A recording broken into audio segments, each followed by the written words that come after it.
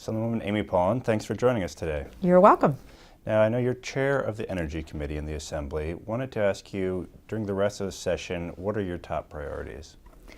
Well, there's several. The first that we've been working on since last year is to establish a pilot community aggregation program, which actually falls exactly in line with what the governor is proposing with microgrids.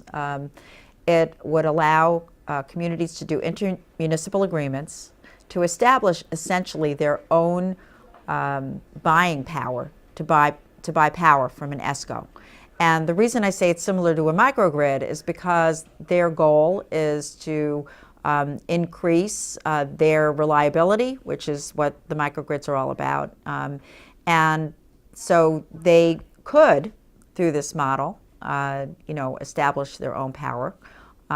They want to venture into doing more renewables, but what it would allow them to really work as a unit. So, and we're gonna, hopefully it's gonna work out terrific, and then we can see about doing a statewide approach. But we've been working with this group in Westchester for a while, and that's where the model is gonna start. Sure, and on that point, we'll get to the other specific bills, but the Public Service Commission is looking at overhauling the entire structure of the utilities in New York, decentralizing it, having more like microgrid sort of things. Does this tie into that overall state plan that's being explored right now? I think it's the trend.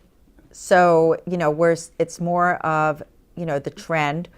I don't know that we've pulled it together to say this is the plan. I think when there is a plan, these will be elements in it, because the trend is, again, to assure reliability, you want to have the power source near those that are receiving the power. So there's less disruption to the system when there's severe storms or whatever. So, so that's the way we're all going, and this is part of that effort. And any other specific bills you want to touch on? Sure.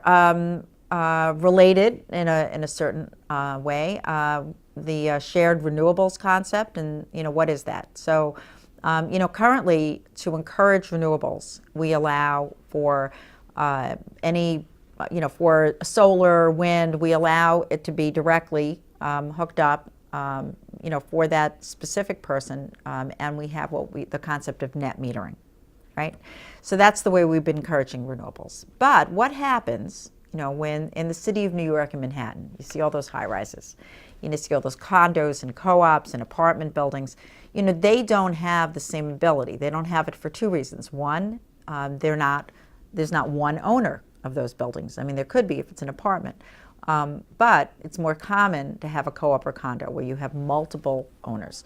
The second thing is, a little roof proportionate to the amount of people who live underneath, right? So a little solar roof isn't going to provide that much energy for those people who live underneath. So how do you grow the concept? How do you allow people who want to be environmentally and want to be green do that? And so what we're doing again is to allow that community of people to purchase a solar farm from somewhere else. So if they did putting that simply, but so if we grew, or a developer wanted to put a solar farm in a section of Manhattan that, if there was one, that had land, but certainly we do see that in the outer boroughs, those people, we could hook that up to the grid, and they could purchase and have a credit off of that if they, align themselves with that developer and they work together. So it's, again, a way of producing, making more renewables, getting communities to work together to do good things. And, New York City last year was very interested in moving this concept for themselves, but, we thought that it should be a statewide concept, so we've been working this session on doing that. So that's another goal. And one perennial issue in terms of the state's energy policy is the question of Indian Point. It's in your backyard. What's the latest there? I know the governor for a long time has said he would like that to shut down, but you do have very low emissions. There are some benefits to nuclear power. Do you think there'll be any developments on keeping Well, I it think open? we're waiting. It's really the feds who have to make the decision whether they're going to, renew those licenses. And, that's still, it's partially in litigation. And, the decision hasn't been made. So it's really not a state issue in the sense that, we have any real control over whether or not Indian Point stays or goes. What we do know is if they decide that Indian Point is going, we need to develop more power in that region because it's an enormous amount of the power that's generated for Westchester and New York City. And again, it's very cheap, and it could, if it goes, we would have an energy shortage and prices would go up enormously. So we just have to prepare for that, and I think that we are. But the decision of whether Indian Point is there or not there is not a state one. Assemblywoman, thanks for joining us today. Thank you.